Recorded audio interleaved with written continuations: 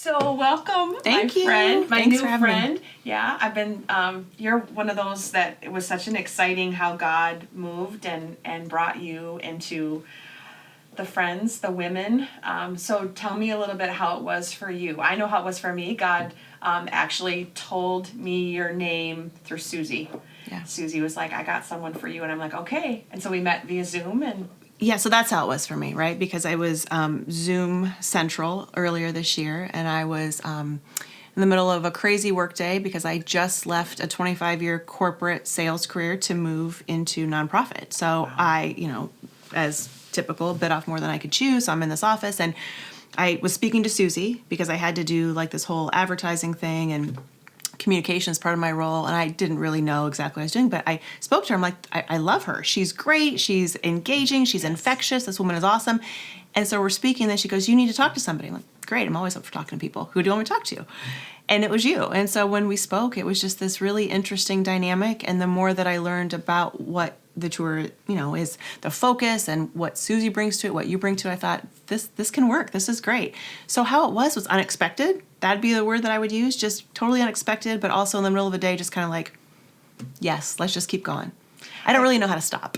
I felt such a connection here. I had never met you before. It's like a blind date, basically. You're talking to somebody on the computer, and I just instantly felt this connection, this sisterhood to you. And I think I offered it to you right then and there, or I sent you an email maybe 24 hours later, but I was like, this is the person. This is going to be the one that is going to MC the conference. And I thought infectious is a really good word. I thought you're funny and you were quick on your toes, and you were going to be able to just kind of bring everybody together and announce it, over the course of the day. You're going to do Sometimes that gets job. me in trouble. Thank you.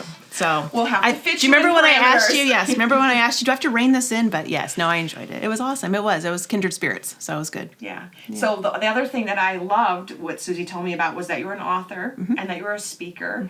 And tell me a little bit about your book, Remorseless. Yeah, so it went to publication on March 3rd was my release date. So it was published through Brookstone.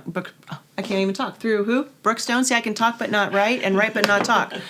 Brookstone, and they are a Christian publisher. But what I said to them was kind of the same thing that I said to you: was are you sure?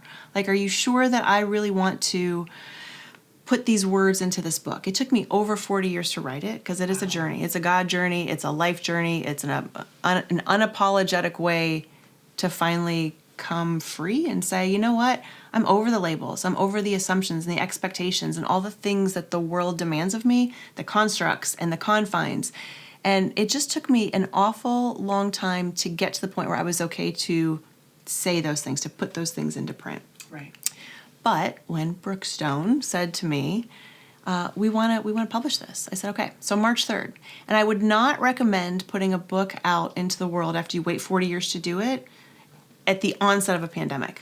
Like that was not the most opportune time to do it. I can feel your pain. Yeah. But it really is. It's a story of all of the things that people expect and why none of those things are right. And how if we made decisions in our lives based on who we truly are, and we saw ourselves and believe that we have value and worth and dignity the way that God sees us, as opposed to all of our past mistakes, then I believe that we would continue on our journeys in a much better direction, with much better decision-making skills. Absolutely. Yeah. I think for you, it's important for me to have people know a little bit more about you personally, because you're not going to have like 45 minutes to speak to everybody like the other ladies are. So I want you to tell everybody a little bit about your story, the journey that you've been on to like get us to this place right now. Yeah, sure. So I grew up in Northeast Ohio, which is why I also have an Ohio State hat that I wear all the time. Not wise here in Michigan, right? But No. I grew up in Northeast Ohio in a very small town in a village. So there are about 4,800 people that live there, who all looked the same, thought the same, acted the same. And that was hard for me because I think I came out of the womb asking questions with my hand raised, going, I don't understand this. I have things I want to ask. Why do I feel different? And is it okay to be different? And in that very small town, the answer was always no. And if you were, then it was, you just think you're this. You think you're better than we are. You're not one of us. You don't belong. So all of the labels came my way. And again, as a kid traversing life, You know what you know. You land where you land. You're in an area or a community that all looks, feels, acts, thinks the same. And if you question those things, you're kind of shunned. I really began to question that a lot in church. So I also tell people, this is why my hands are like right here right now, because I'm Italian and Irish. I always move my hands when I speak. I was going to be Catholic. Irish folks and Italian folks, they don't mess around about that. So I have generations of Catholics in my family. So 30 years, I was, born, raised in the church, went to CCD, understood God through a Catholic lens, understood God as the proverbial old white guy sitting in a throne with a long white beard with his bony finger saying, you messed up last night, go into the confessional, say 10 Hail Marys, really mean it, or else you're going to go to hell. So as a little girl, I was scared of God. Wow. I thought I was going to hell about 1 million times a day. And I didn't know how to work enough or apologize enough or be different enough to earn his love. And I took that same mindset into my relationships, my earthly human relationships. How can I earn your love? Which is totally wrong. So I also am a very type A, throw the labels around there. I mentioned I don't sit very well, never have. I love school. I love to read. I love to write, and love to be busy, love to move. And so I have a checklist accordingly. I've loosened that as I've gotten older. Yeah. But right after college, it's what's the next thing on my checklist? Well, when I was 19, it was to move in with the person I thought I was going to marry, much to my Catholic parents' chagrin. And we got married. I was pregnant 6 months after we were married, and Olivia was born. I have a daughter who's almost 24. Everybody do the math on that, but and so she was born 6 months after I got pregnant. She was born, and then 6 months after she was born, her dad moved us 7 hours away from that very small village in Northeast Ohio. So I didn't know anybody. I was 23. Wow. I had postpartum, and I didn't know that was a thing. I had a daughter. I didn't really know that was a thing either. I didn't know all the things about life. I was a kid. I was very, very young, and I did not have the foundational truth of God or life really to kind of help me make wise decisions. So I just did what everybody else thought I should do. I didn't listen to me. Right. I didn't listen to who I truly was. But I thought, I can do this, right? Because I'm the tough girl. I can do all of these things really well. So we moved 7 hours away. And then he left us. It was not a marriage that was on solid ground, very shifting sand, and too young, a good person, but we were just making bad decisions. He was making decisions chasing worldly expectations as well, climbing the proverbial corporate ladder, saying money is really what's going to fill my void. That was what was important to him. And what was important to me was just to, get some sleep. My kid didn't sleep. I had this baby girl. I had a new job. I didn't know anybody. I had all of these really deep emotions that I couldn't frame with words. And also, to me, emotions were icky, right? That was a sign of weakness. Sure. Yeah. So I didn't like to feel those things. So I just kept going. I kept checking things off my list. When he left, I said, okay, I'm going to stay here. I have a job. I will move out of this house that I can't afford. I will move with my daughter. I will work really hard. I'll be a good mom. I'll figure this out. Figure it out on my own. And we moved into an apartment, and very soon thereafter I was diagnosed with leukemia, and they told me I was going to die. They, as in the doctors, told me, we're sorry, you have this cancer, there's no cure for it. But I had the good kind. I had the kind that I wasn't going to die the next week. I had maybe a couple years to live. I'm like, I always loved words and writing better, but my math was also okay. I'm like, I'm 25. If I live for 2 years, I'm going to be 27. That's not enough time. And my daughter doesn't even really know me yet. Yeah. She's a toddler. She's not even 2 years old. So I said, what do I do? I don't want this. I don't want cancer. How do I get rid of it? How do I earn my way out of this? And the interesting thing for me is that I also parenthetically, simultaneously, at the exact same time, thought I deserved it. The cancer diagnosis. I thought it was God's punishment for going through a divorce. I thought that all of the black and white rules that I learned inside of the church, if I couldn't nail those 100% of the time, like all the grades that I nailed in school, that God was going to literally banish me to hell. I didn't understand unconditional love. I didn't understand any of the story of Scripture, or that Jesus paid the price for all of my dumb decisions, all of our dumb decisions. I didn't understand that there is redemption and forgiveness, and we can actually be the people that He made us to be for no other reason than we are who he meant to make us. Yes. We are exactly who we are. And the crazy thing with Scripture is that Genesis to Revelation, it weaves in the fact that he only made us in love to be with us, like to hang out with us and spend time with us. And it wasn't until Olivia became a teenager that I'm like, oh, I finally get this story of God, which is, when she was 15, 16, maybe even 13, who knows, but she would come home and I'm like, you're not listening to me. I have these rules, and you're not listening to the rules, but I love you anyway. And you can never do anything wrong enough to make me love you less. And then I was like, oh, all right, now I get it. All of that Catholic CCD, all of the times that people in other churches told me, well, you're doing this wrong and you're not looking like us and walking like us and thinking like us. I missed the main message. And it wasn't until that moment when I thought, I get it now. This is how God loves us. Yes. So it doesn't matter what I did when I was 14. It doesn't matter when I did when I was 16. What matters is that I'm on this journey to do better every single day and realize I want to do that now. I want to do it because I have value. I have worth.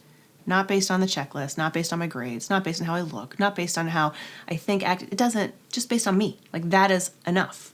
But it took me a really long haul to figure that out. So I was in the hospital for 35 days and I was the only person that made it out alive. So of course I'm making friends with people and I'm talking to people and I'm trying to encourage them. Like, let's go race our chemo poles together. Like, let's go. We're here.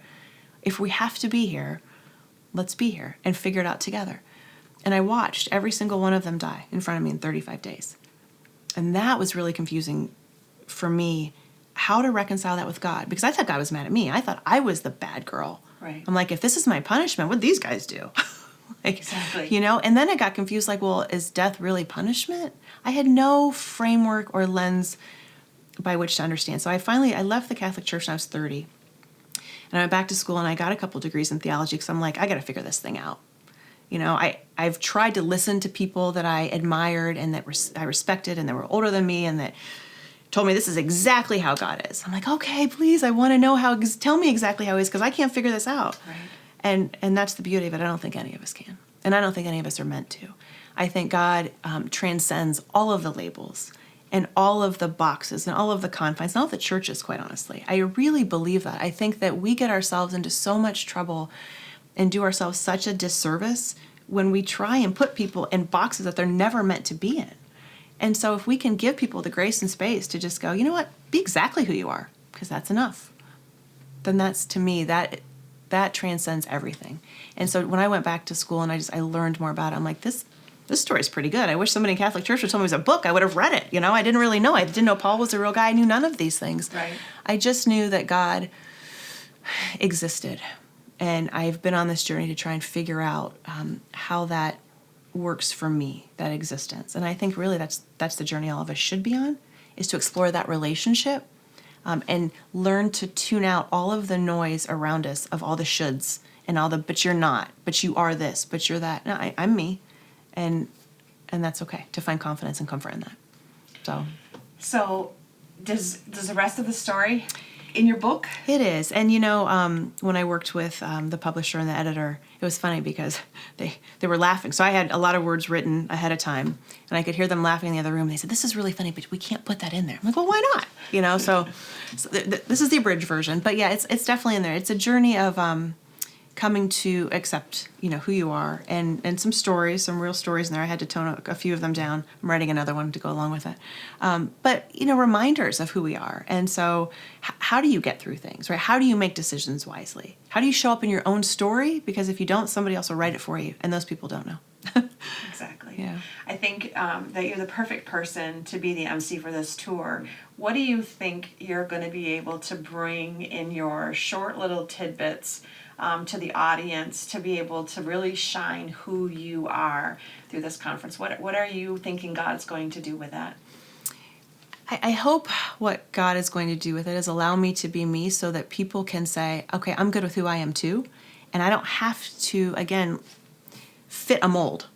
I don't have to think a certain way. And maybe if I hear a song later, on the tour that doesn't resonate with me, that's okay. It's okay that I like music. I like heavy metal music as an example. There you go. So I hope what he does is say, wow, okay, this is a different perspective. I looked at this person and I thought she was going to say this, but that's not quite what she's saying. And that means maybe if I have something to say that I haven't said, I'm also okay to say those things. I hope that shines through. Yeah. I love that. Yeah.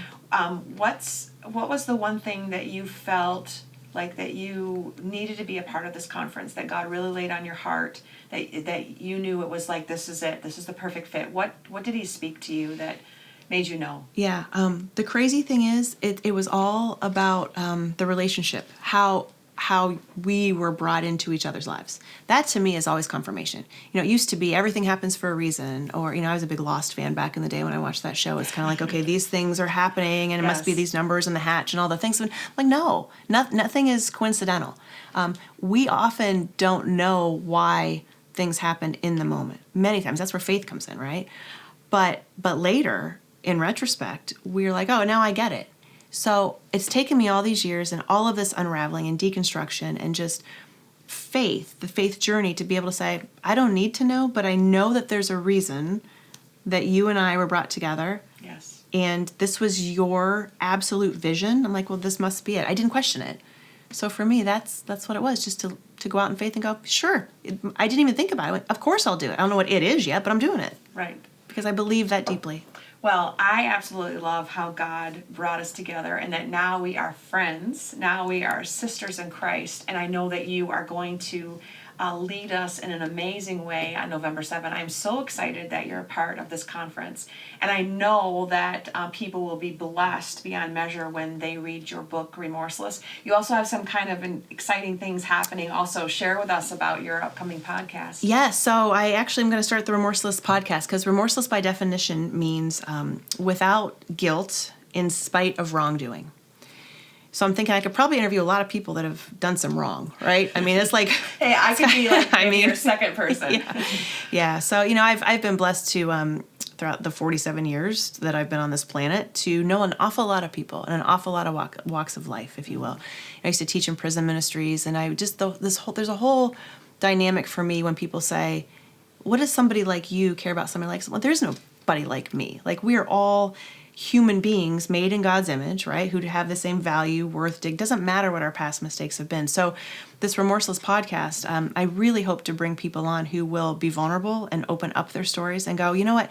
When I wasn't remorseless, when I was still living with guilt because of my wrongdoing, or maybe even not my own wrongdoing, but because of the blame that somebody else assigned me, or because the way that somebody else made me think that I was valued or probably devalued, I would really love to bring people on that podcast who can share, this is what I thought, and then something changed. And then the second that I actually believed the right story about myself, this is how I started to live differently.